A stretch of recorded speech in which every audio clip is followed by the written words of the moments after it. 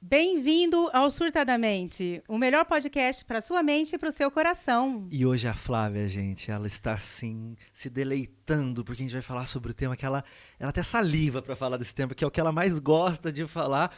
Você quer saber sobre o que é? Sobre transtorno afetivo bipolar. É o quadro que realmente eu mais gosto. Os olhos dela estão brilhando, gente, que é a especialidade do amor da vida dela. Sim, sim. Vamos lá então? Roda a vinheta para você saber um pouco mais sobre o que é transtorno afetivo bipolar.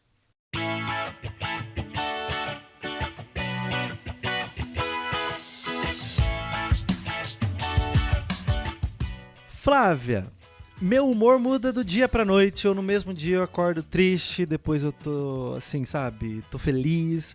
Isso é ser bipolar? Porque a gente escuta muita pessoa falando, né? Ih, aquele lá mudou, aquele lá é bipolar. Mas é isso, é simples assim, é um diagnóstico assim que você bate o olho e fala, aquela pessoa mudou, o bipolar ali vindo. Com certeza não, né? Quando a gente fala assim que a pessoa, ela fica o tempo todo mudando de humor, isso não representa o transtorno bipolar, representa um temperamento mais instável. Sim, Tá? isso daí é um conhecimento comum que a galera tem, que acha que só porque tem aquela variação... Ô, Paulo, eu tô um pouquinho ansiosa hoje. Por que, Eu tô Flávia? preocupada. Porque Quer um Rivotril? eu adoro transtorno afetivo bipolar. Então, eu tô me Sim. sentindo numa responsabilidade enorme. Eu sei. E tem, assim, muita coisa que eu queria falar. E é um tema bastante complexo. Uhum. Então, assim, eu tô preocupada em ser didática e falar de uma maneira bem simples. Mas a gente... Você me ajuda? Claro, eu tenho certeza que você vai conseguir, pela profissional que você é. Mas Vamos tentar. E você sempre sabe falar de uma maneira que a galera consegue entender. Tá, Agora eu vamos rasguei tentar seda mais. demais pra Flávia, então vamos agora apertá-la, jogá-la na parede, porque a gente quer saber sobre tudo sobre o tema que você tanto gosta. Flávia, o que é, assim, qual que é o conceito do transtorno afetivo bipolar? É uma pessoa que varia o humor, mas varia de uma maneira que a gente considera patológica, tá? E essa variação, ela normalmente pode ser em episódios depressivos, episódios de mania ou hipomania. Mania, hipo... O que seria essa hipo, de baixo, né? Tá. É isso mesmo? Hipo. O que significa o hipomania, né?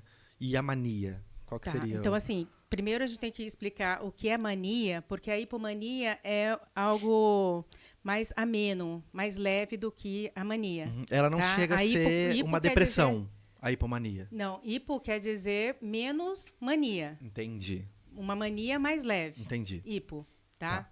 Então, a mania é a fase contrária à depressão.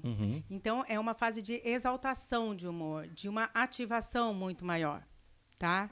Então, assim, e essa exaltação e essa ativação, ela pode ir para o lado da euforia, que é da alegria, né? Uma alegria muito grande, entusiasmo muito grande, como pode ir para o lado da irritação excessiva. Tá? Então, nem sempre o que a gente fala de mania é a pessoa muito alegre. Ela pode estar bastante irritada e com raiva. Isso pode variar de pessoa para pessoa, ou assim, uma pessoa que tem hipomania, perdão, que tem mania, ela sempre vai estar eufórica no sentido de sentir super bem, ou ela pode transitar da irritabilidade? Pode transitar. Pode transitar. Por exemplo, ela começa muito eufórica, muito alegre. De repente, depois de alguns dias, ela está hiperativada para estar, né, em mania, só que ela está muito irritada, muito explosiva, com muita... Só que quando a gente fala em mania, é algo assim, extrema. Sim. Então, assim, existe essa ativação motora, que a pessoa está agitada, está inquieta, está falando muito...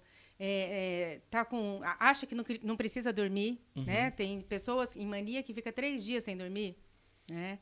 E aí tá bem agitada. A questão mental, né? Que fica com um pensamento muito acelerado, uma fala muito acelerada, né? Uma ativação mental, e aí ela começa a falar de uma coisa, vai para outra, vai para outra. As ideações dela também vai para esse lado de euforia. Então, ela acha que ela, por exemplo, vai para tudo para uma grandeza também. Então, ela acha que ela é uma pessoa especial, que ela, por exemplo, tem que ser tratada de uma maneira diferente. Ela começa a se achar que é muito inteligente, que é muito rica, né? Ela começa a se portar de maneira grandiosa. E ela né? acaba tomando decisões nessa fase. Por exemplo, sou muito rica. E ela acaba, por exemplo, comprando coisas que ela não teria nem condições de comprar. Então, aí a parte da agitação também vai para essa questão da impulsividade. Uhum. Então, tem gente que leva a família à ruína. Né? Porque em poucos dias ela acaba gastando tudo que tem, porque é um otimismo muito grande. Uhum. Ela está achando que tudo vai acontecer de bom na vida dela. Está positivo, então vai lá e compra um carro e compra tudo o que ela acha que é mais diferente, entendeu? Por isso que eu falo assim, que a mania é algo que 30%, Paulo, chega até fazer sintomas psicóticos. A ter delírios mesmo, né? De achar que é Deus, que é uma pessoa enviada de Deus, que é especial, entendeu? Chega a achar que é esposa do Brad Pitt, sabe? Uhum. Então, assim, que chega nessa mania psicótica. Sim.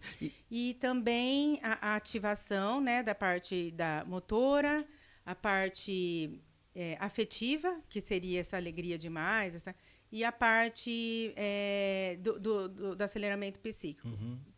A hipomania, esse que é um grande problema para nós psiquiatras, né?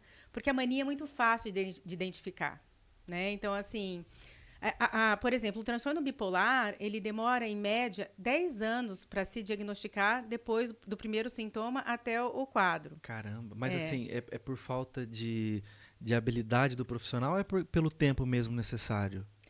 As duas coisas. Uhum. Porque um pouco tem a ver com o paciente, ele não procura normalmente o psiquiatra na fase de mania. Ele vai procurar na fase de depressão. E tem pessoas que não gostam de... Uma vez eu conheci uma pessoa, né, assim, no meu consultório, que ela não queria fazer tratamento porque ela gostava da fase de mania. A gente chama isso de fissura maníaca. Então, assim, por 2 motivos demoram muito para fazer esse diagnóstico. Um, porque o paciente ele só vai na fase depressiva. E outra também, que tem a ver, às vezes, com consultas muito rápidas, porque, às vezes, o profissional não investiga ao longo da vida inteira desse paciente se existiram fases de mania ou hipomania. Só vai ali naquele Só momento, vai naquele né? momento. Sim. Então, assim, normalmente é por isso que se demora. E, às vezes, essa mania que fica tão grave, que chama muito a atenção, às vezes demora um tempinho maior para se procurar o tratamento e se investigar e fazer o diagnóstico. Uhum. Agora, o que eu falei assim, o que a dificuldade. A dificuldade, a pedra no sapato do psiquiatra é a hipomania. Por quê? A hipomania é o sonho de consumo da sociedade, entre aspas. Sim. Porque, assim, a hipomania é uma pessoa que está mais ativa, mais energizada, né? Mas não de uma maneira tão exaltada. Então, é uma pessoa que está com mais disposição do que o normal, que está mais proativa, que está se sentindo com uma mente, né, mais aguçada, que está mais hipersexualizada, Uhum. E aí a autoestima mais elevada, mas não necessariamente de uma maneira que chame muita atenção. Então, assim, é difícil para o paciente entender que isso é uma fase que não é uma fase normal dela, que está acima do que é o padrão dela. E ela também, às vezes, coloca aquilo como meta de vida. Entendi. Porque, assim, não é o que a sociedade quer? Perfeito. Pessoas animadas, super. felizes, só super agitadas. Só que é uma fase apenas, né? É inconsistente, né? Então, mas aí é difícil entender se é algo normal que a sociedade pede ou se é algo que não é normal. Sim. Então, por exemplo, eu tenho uma paciente que ela é bipolar já, com diagnóstico, e aí ela veio me mandou uma mensagem, falou assim, doutora, eu estou preocupada um pouquinho comigo, eu estou achando que eu estou entrando numa hipomania, porque eu acordei no domingo, né? Não, era domingo. Eu acordei hoje e fui correr. E aí eu corri de manhã, tal, e corri 1h30. Depois, agora eu fiquei animada para chamar as minhas amigas para vir aqui em casa, para a gente bater um papo, tomar alguma coisinha, tal. E assim, ontem à noite, eu fiquei com um menino que eu não conhecia ele antes, eu nunca tinha conversado e não tinha conhecido. Então, se eu pergunto isso para você, Paulo, isso é alguma coisa anormal? Não. Não. Parece que foi um dia de rotina dela, né? Exatamente. Que ela é uma pessoa agitada, gosta, Mas, né? se você conhecer a pessoa, ela é uma pessoa muito introvertida, ela é sedentária, ela odeia fazer atividade física, entendeu? Ela é uma pessoa, assim, extremamente desconfiada, nunca ficaria com ninguém sem antes conhecer bastante. Sim. E assim, então, é por isso que é uma sutileza a gente fazer esse diagnóstico de hipomania, né? Aí eu falei, olha, provavelmente sim, porque você não é assim, né? E ela falou, eu acordei muito cedo, parecia que eu não precisava dormir essa noite. Sim. Eu dormi e tal. Então, Paulo, então, se é difícil, às vezes, a gente perceber uma mania, você imagina o paciente de hipomania, se ele vai procurar o psiquiatra. Então assim, a diferença...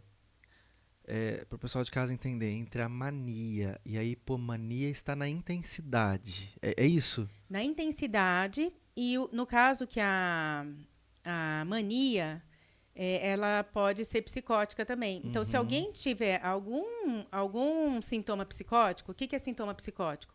Ouvir vozes ou começar a delirar, ter pensamentos, ideias de coisas que são irreais, aí ela é mania. E aí a hipomania é com uma intensidade menor, mas também não pode ter esses sintomas psicóticos. Entendi. A mania, ela é um período extremo do transtorno, quando a pessoa já assim, não está tratando e tudo mais, ou ela é recorrente? A pessoa realmente varia da depressão, hipomania, mania, ou não, então, fica mais a oscilação ali, depressão e cada hipomania? Transtorno bipolar vai ter a sua forma de se desenvolver. Mas assim, né, existem 2 tipos de transtorno bipolar, que é o tipo 1 e o tipo 2. Vamos falar sobre a depressão primeiro, daí a gente vai... Porque eu pulei. Pulou a depressão. Exato. Tá. Porque a gente tem que você falou, né? A mania, a hipomania, mas também tem a fase depressiva. E a fase que depressiva. Geralmente é quando as pessoas acabam procurando ajuda, né? Então, mas eu estou falando das variações de humor. Uhum. Mas, assim, normalmente a hipomania está numa condição de bipolaridade e a mania está em outra condição. Sim. Tá? E a depressão, ela normalmente está nas duas. Sim, tá? Sim. A depressão é igual à depressão normal. Né? É um estado em que a pessoa é ao contrário. Enquanto uma estava hiperativada, a depressão, né, a pessoa fica muito sem energia, sem disposição, né? Lentificada, desinteressada, desanimada, com sintomas mais melancólicos, de tristeza, ou, pelo contrário, uma apatia também grande. E aí ela tem os pensamentos lentificados, então é tudo para menos energia, para lentificação, né? Com a memória ruim, com a cognição ruim. Então é um estado de depressão assim. Sim, que é igual a depressão... normal, assim. É depressão normal. E me fala uma coisa. O transtorno afetivo bipolar, existe uma estatística, afeta realmente um número real de pessoas assim, que é possível, né? Eu sei que é muito... Quando a gente fala de transtorno, qualquer tipo de transtorno relacionado à saúde mental, é muito difícil a gente contabilizar, né? Mas existe algum estudo que mostra a parcela da população... Na verdade, se a gente considera o manual estatístico hoje, né, a gente considera 2,6% entre bipolar tipo 1 e tipo 2, que são os bipolares mais aceitos, né, no manual diagnóstico. É um número alto. Agora, se a gente falar sobre o espectro da bipolaridade, o que é o espectro da bipolaridade? É o tipo 1, tipo 2 e outras variações. Sim. Mais amenas, ou relacionadas à medicação, induzida por substâncias, outras formas de bipolaridade. Se a gente pensar nesse espectro, a gente fala de 4,8%. Uau, é um número muito alto. A cada 100 pessoas, 5, né, se relaciona aí ao espectro bipolar. E existe, assim, um fator de risco? É de nascença? De nascença é ótimo, né? Eu sei bem. A pessoa nasce com isso, existe um fator genético, é o meio, a pessoa adquire isso. É possível prever? É possível evitar? Como que é essa questão do transtorno? Então, na verdade... é uma doença com uma herdabilidade muito alta, cerca de 60%. Então, assim, se você tem um parente bipolar, você tem um risco 10 vezes maior. Sim. Tá? Outro exemplo é assim, gêmeos dizigóticos, aqueles que não são idênticos. Sim. Se um é bipolar, o outro tem uma chance de 25% de ter. Se os gêmeos são idênticos, eles têm uma chance... Se um é bipolar, o outro tem uma chance de 40% de ter. Então, assim, é muito alto. E em relação a... que os pacientes sempre perguntam, né? Eu sou bipolar, qual é a chance do meu filho ser bipolar? Tal. Se um dos pais é bipolar, o filho tem uma chance de 15% de ser bipolar. Se ambos os pais forem bipolares, 25%. Uma né? probabilidade Então, assim, alta. mostra que tem uma herdabilidade muito alta. Sim, mas e questão de ambiental? Do ambiente que a pessoa vive, isso influencia também no desenvolvimento da doença ou não? O que mostra, assim, é principalmente traumas na infância. Traumas da infância está bem relacionado, né? Sim. E existe algumas outras, mas eu acho que acabam não sendo muito relevantes. Algumas outras características. Sim. Assim. Então vamos lá, Flávia. Eu, agora sim, sem atropelar, porque eu atropelei a pergunta. Existem 2 tipos de transtorno afetivo bipolar, 1 e o 2, né? Qual que é a diferença, né? Porque daí acho que vai entrar na questão do humor, né?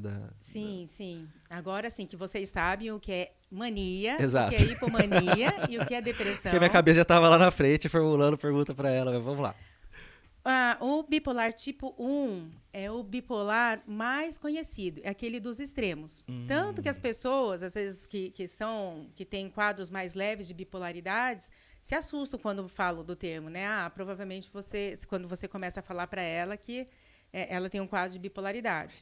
Porque todo mundo conhece esse quadro que é mais extremo. Então, o transtorno bipolar tipo 1 é o mais fácil de diagnosticar, digamos assim. Sim, porque assim, é aquele quadro, né, da mania, de euforia, de agitação, ou de até agitação, ou de uma agressividade, de uma irritabilidade, até sintomas psicóticos, né, que é coisa bem, bem intensa. E fases de depressão, que normalmente se seguem depois da mania. Sim. Mas, Paulo, deixa eu falar um detalhe. Fala. O bipolar tipo 1 não necessariamente, apesar de chamar bipolar, mas o tipo 1 não necessariamente precisa ter a depressão. A mania é algo tão grave que já se classifica como bipolar, tá? Só que a maior parte das pessoas tem os 2 polos. Tá. Mas às vezes ela fica no estado de mania o tempo inteiro? Não, assim, porque as pessoas não ficam depressivo e mania o tempo todo. Varia com o estado de normalidade.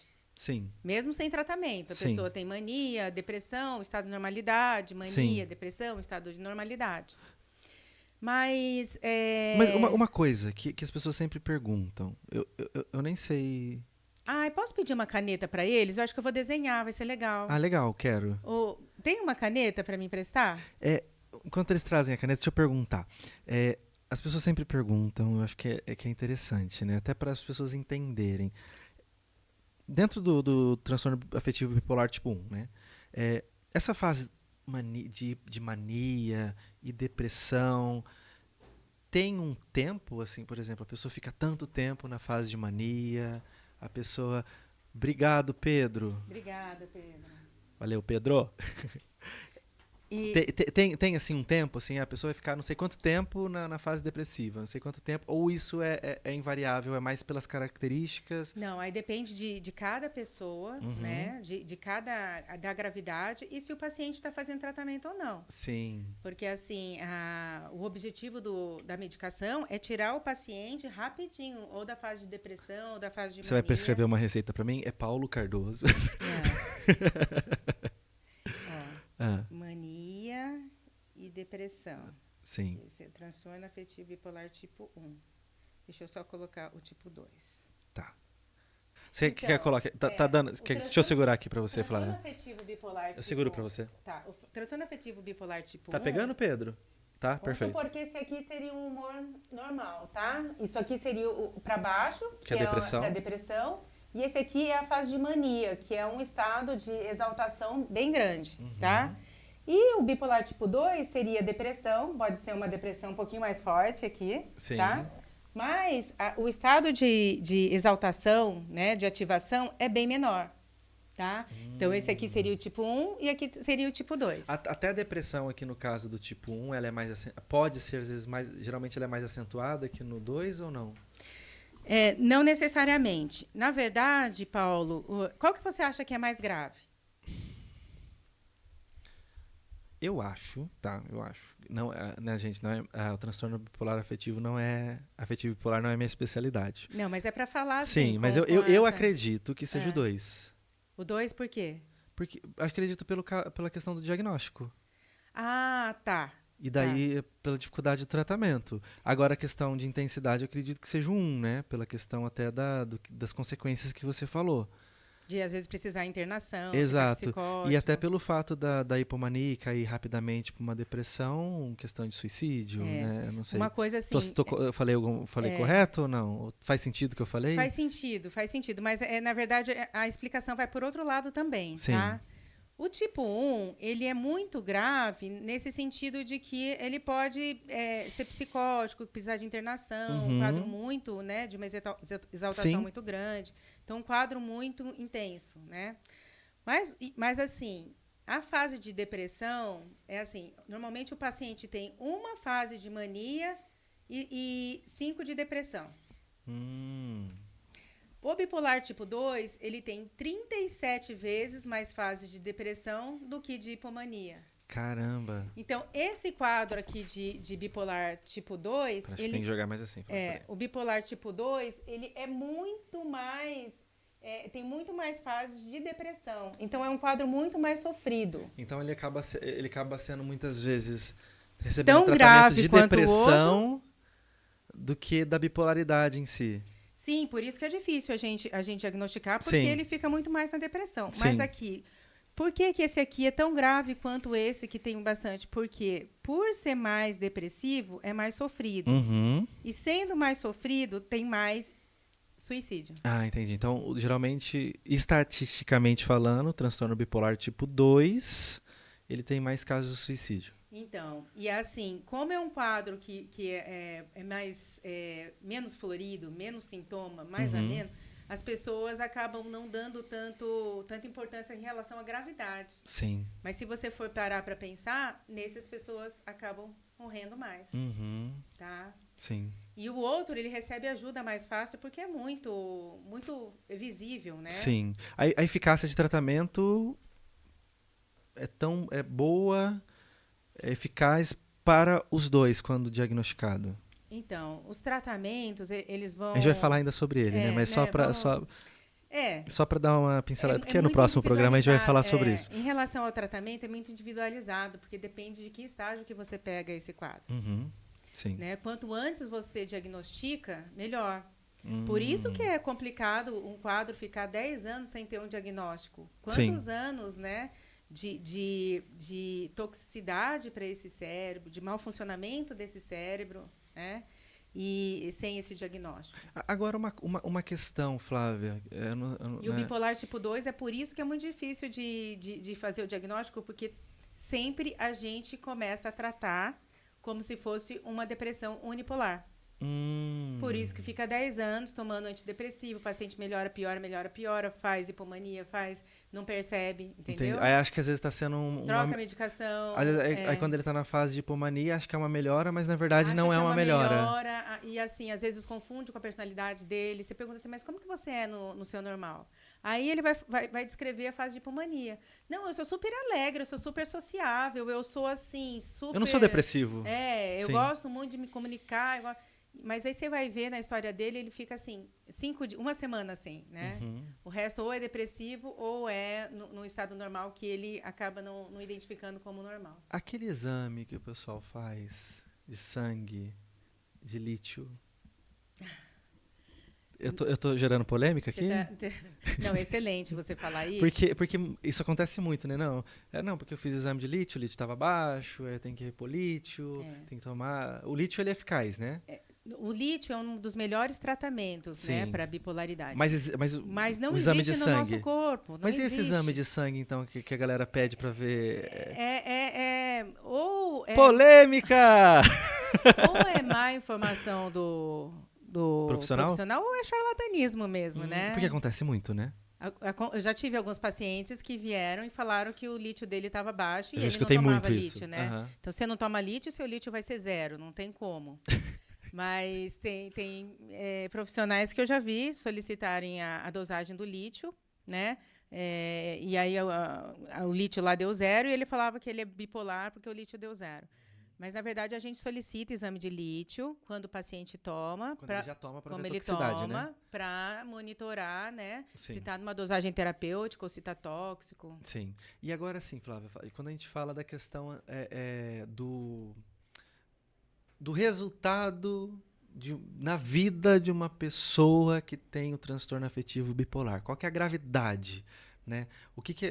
Se a pessoa não trata, o que isso pode afetar na vida da pessoa, efetivamente mesmo, né? No risco de doenças, na qualidade de vida, qual que é a gravidade disso? Então, né? Você imagina, Paulo, uma pessoa que o tempo todo fica com essa variação de humor. Uhum. A gente sabe que na fase de depressão, né, as pessoas elas ficam com uma incapacitação. A gente já falou, né, no outro episódio, né, de depressão, o quanto é sofrido, né? Mas você imagina um quadro que ninguém sabe o diagnóstico e a pessoa vai fazendo tratamento e anos e aí troca de antidepressivo e começa a funcionar num primeiro momento, depois diminui a ação daquela medicação e ela volta a piorar. Então, assim, isso é bastante cansativo, isso vai se agravando, né? Vai virando uma polifarmácia. Eu imagino. E aí, lá na frente, né, um quadro que aí se mostra de uma maneira um pouco mais visível, ou algum profissional acabou percebendo que existiam essas fases de hipomania. Né? Aí que ela vai começar realmente a tratar. E eu até sempre falo para meus pacientes, né? A sua vida era assim, então você imagina se ela ia para frente, nessa curva tão grande. Uhum. Agora, se a gente consegue estabilizar você, olha como você consegue ir para frente. Sim. Né? Então, assim, primeiro é isso, né? A questão do tempo que vai se demorar para fazer o tratamento, se vai conseguir fazer um tratamento adequado, né? E assim, expectativa de vida também, né? Diminui, né? Então, o paciente com transtorno bipolar normalmente tem uma expectativa de vida 9 anos mais baixa. Caramba. Por quê? Por causa dos suicídios, né? Que a gente vai falar. Mas, assim, também porque o paciente bipolar tem uma comorbidade. Ele tem uma predisposição maior a ter doenças metabólicas e cardiovasculares. Caramba, afeta... Não é só a questão emocional, obviamente, que a gente sabe que isso afeta tudo, mas também tem uma questão orgânica, né? No sentido... O nível de estresse é muito grande, né? Sim. Então vamos lá, Flávia. Então vamos falar do diagnóstico diferencial. O que é diagnóstico diferencial? O que seria isso? Diagnóstico diferencial. Eu já adiantei, né? Um pouco, né? Sim. Diagnóstico diferencial quais são as patologias que confundem a gente em relação ao quadro. Então, assim, o que mais confunde, onde eu acho que é o quadro mais difícil de diferenciar, é a depressão maior, né? Ou a depressão unipolar. Sim. Por causa dessas fases de hipomania que são difíceis de serem identificadas. Só que, Paulo, é tão importante descobrir que o paciente é bipolar, porque aí o tratamento vai começar a ser instituído de uma maneira adequada. E daí para frente, realmente, o paciente vai começar a melhorar e a responder. Sim. Né? Outro diagnóstico diferencial é o TDAH. Sério? Por quê? Sério. Ai, meu Deus. Meu Deus. Vai ser bipolar, né? Exato, eu não sabia. Mas, assim, o TDAH, por exemplo, ele pela impulsividade, pela hiperativação dele também, pelas vezes a irritabilidade, que às vezes acaba gerando, né? Até por causa dessa impulsividade. Então, às vezes, pode se confundir. Mas quando o TDAH, por exemplo, ele toma um remédio, por exemplo, que vai ali, né, gerar... estabilizar a dopamina, enfim, não acabaria fazendo com que ele entrasse nesse estado de mania? Então, uma das coisas que pode acontecer é você achar que o paciente é TDAH, mas ele é bipolar. E aí você acaba dando um estimulante cerebral para ele, achando que é uma hiperativação, né, do TDAH, e aí acaba ele fazendo uma mania, né? Porque estimulante cerebral, ele pode causar mania. Sim. Em quem é bipolar e não está fazendo tratamento correto, né? Sim. Com estabilizador. Não é contraindicado estimulante cerebral para bipolar, tá? Ah, é? Não é contraindicado. Mas esse bipolar tem que estar estável e tomando estabilizador de humor. Entendi. Então, primeiro, a gente fala em hierarquia de patologias. Então, primeiro você estabiliza a bipolaridade numa pessoa que é bipolar e TDAH. E aí, depois, você pode dar o estimulante cerebral para também tentar tratar o TDAH dele. Entendi.